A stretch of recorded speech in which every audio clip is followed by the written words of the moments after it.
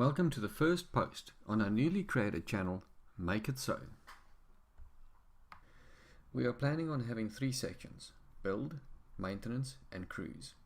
Over the next few months we'll take you through the build of our 22-foot 4-berth Catamaran in the build section, interspersed with sailing adventures in our current boat, a Bruce Roberts 25-foot that sleeps 4 to 5 people. It's a monohull and that'll be in the cruising section. We will also be showing you how to maintain your boat in our maintenance tips and ideas section.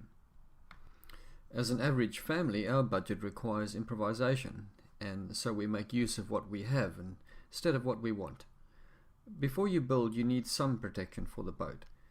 In our case, we used the house's already existing wall to create a lean-to type structure. The roof itself was covered with solid corrugated sheeting, whilst the sides were left open, and this was covered with tarpaulin sheets as we required it. A simple home sewing machine can sew the low-cost tarpaulin, and this will get it to any size you want. Materials can be bought from many different suppliers. We fetched all the materials for the 2 hulls and decks on a simple box trailer. Cost of transport can range from 10 to 30% of the cost of the actual material, so make sure you shop around. Most boat designers will provide material lists. In this case, Richard Woods did exactly that. Some designers like Mike Waller provide very detailed lists, and our current Bruce Roberts yacht also had a good materials list. Once you have decent boat plans, a cover under which to build, and the materials, you can actually start building. The first step in building a boat is to study the plans repeatedly until you get a good idea of the project and the various steps to follow. The second step is to build a platform, or also known as a strongback, on which to position the structure. This structure has to be strong and level, strong enough to carry the weight of the entire project, and of course the weight of 1 or 2 people leaning or standing on the structure as well. If unsure, get a black and white suit to inspect. I used a laser or plumb pointer to align and level the strongback as well as the bulkheads. In this case, the strongback does not have to be level since they are mounted on temporary legs, and these legs can be positioned individually, and also the bulkhead on the legs. The centerline, although, is very critical, and for this a laser on a tripod was employed successfully. After the offset tables were used to cut the bulkheads, the notches that would receive the stringers are cut from the bulkhead plans. This was done with a budget router with a precision bit of around 10 mm diameter.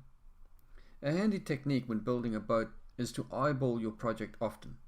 This means stepping away from it and looking at it from a distance. This helps you to get a feel for not only levels but also symmetry and overall correctness. Stepping away from your work gives you a different perspective, and this helps you to pick up problems before they are permanent. The stringers are fitted to the bulkhead dry at first, just to check fit and feel, and then they are glued in place. To keep the stringers in place while the epoxy glue dries, we used rubber straps or cords. They work well and are not expensive, something we already had anyway. We always rounded the inside of our stringers to create a softer look and feel when finishing the boat on the inside. This was done once the stringer had been scarf joined at full length. We used epoxy for all joins. Don't go for cheap glue on boats. Low cost does not equal nasty. On the stem and the stern, the stringers are screwed into place and glued.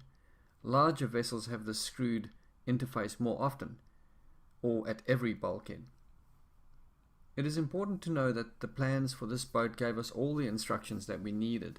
If you require extra input, then use the internet or ask us questions. There is a great book written by the Goujon brothers. It casts a lot of light on the shadows of boat building. In the next episode we'll discuss planking of the hull. We hope that you've enjoyed this instructional video, and remember, if you are dreaming about something, then make it so.